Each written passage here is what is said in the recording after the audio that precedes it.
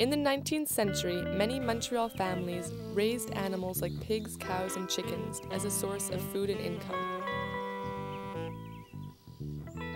Currently in Canada, there are over 20 million pigs being factory farmed.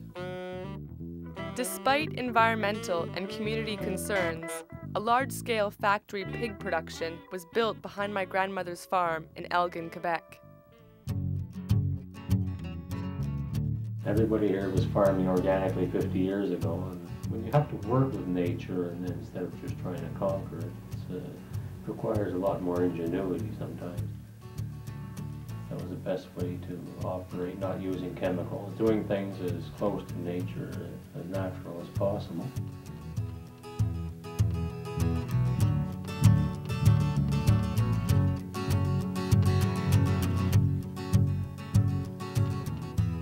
Like on this farm, we don't use any grain. It's all pasture and hay.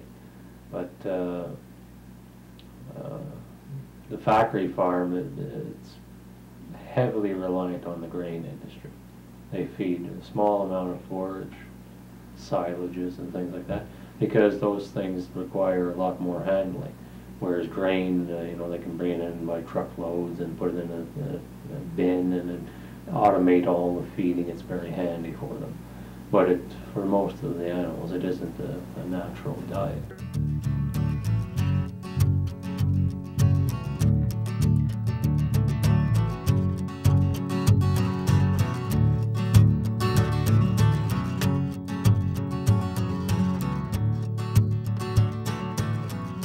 I used to look for price. Now we look for organic and local and everything like that. Because I guess for me in particular, over the last number of years, I think a case that evaluating where your priorities lie.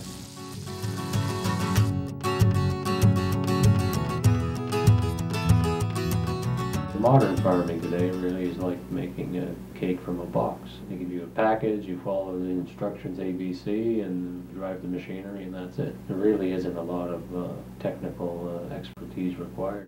These systems are called factory farms, and the animals in them are treated exactly like mechanical parts on an assembly line. Mass production and profit are the only concerns.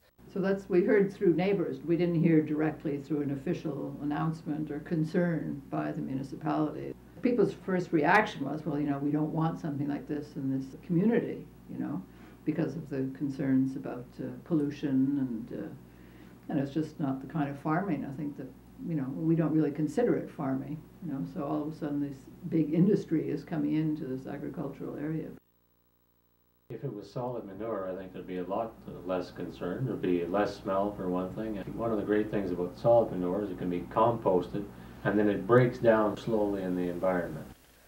The fields where this liquid manure are going to be spread are often underwater in the spring or in the summer or in the fall. And the water from the Trout River goes into the Chateauguay River right at the point where the Huntington drinking water is taken from.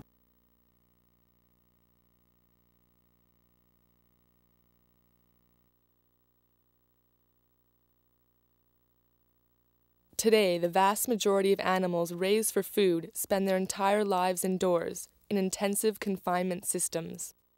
Mother pigs, known as sows, live a life of continual impregnation and delivery. During their lifespan of 8 to 10 pregnancies, they will spend their entire lives in gestation stalls or farrowing crates, cages that are barely bigger than their body. They don't get any exercise, they don't get any natural daylight or fresh air because they're not outside where they normally should be. So. Well, they stay on this site for about 17 days, and then they're moved to the other site in God Manchester for 2 months, and then from there they're moved to what they call the finishing site for the other 4 months. You got cows lined up for another day, chickens cramped up in a little cage, pumping out factory farm days, fattening up all the pigs and sheep, so when they're slaughtered they'll give more meat. It's a combination of interests, like big multinationals like Maple Leaf Foods, Farmers Union, the government, people. The laws have recently been modified too to promote this type of development across the country. Over 3.5 million animals arrive dead or dying at federally inspected slaughterhouses each year. These animals are known as downers. Well, we know that last summer that he had a problem here. He had about 20 to 30 sows that died. There was some kind of virus that got in there, and before he was able to contain it. So, unfortunately, there was too many for his so-called refrigeration system, so they were piled up outside, and it was one of the hottest days in the year.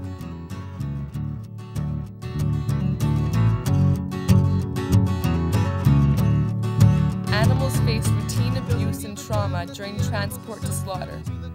Beatings and electric shocks, food and water deprivation, extreme temperatures, journeys up to 72 hours, and overcrowding are all commonplace. Couldn't compete with the man any longer.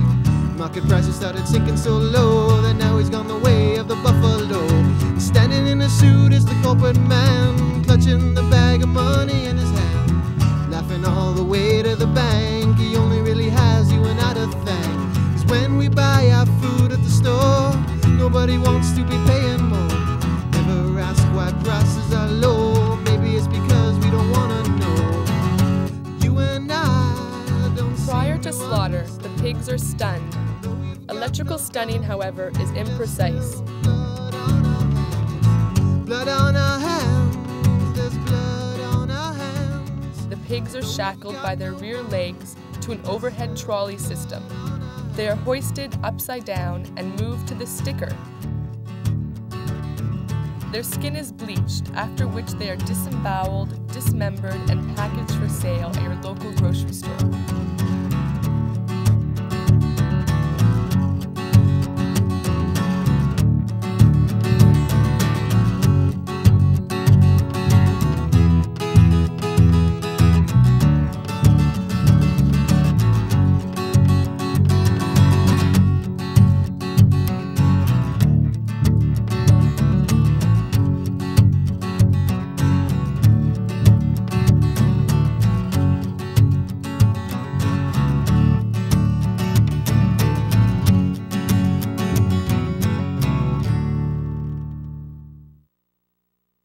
All we know is that 50% of Quebec pig production is for export. Just another one of those things that isn't natural, and I think over the long term, it's from a strictly productive point of view, it all appears to be very effective, but in the end you start narrowing down the genetic pool that's available in the animals.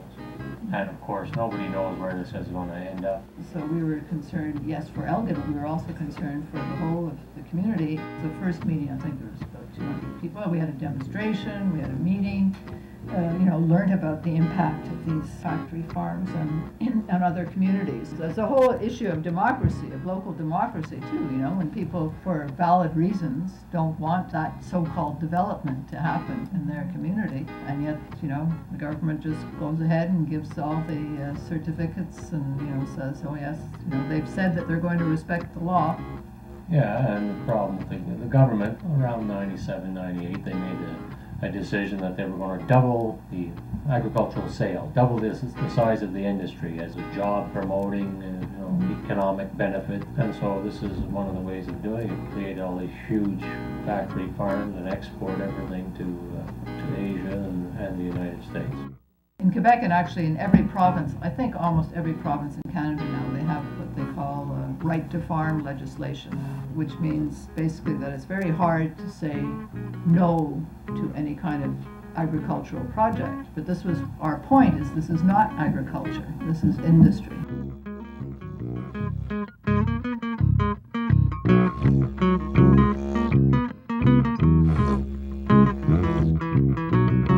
Subsidized large factory productions capture world markets, depress the global commodity price of crops, while wiping out even more family farmers. An average farming household earns only 13% of its income from farming. Without continued consumer support, family farms have little chance of competing with the mass producers who make cheaply, sell cheaply, and receive government subsidies to do it.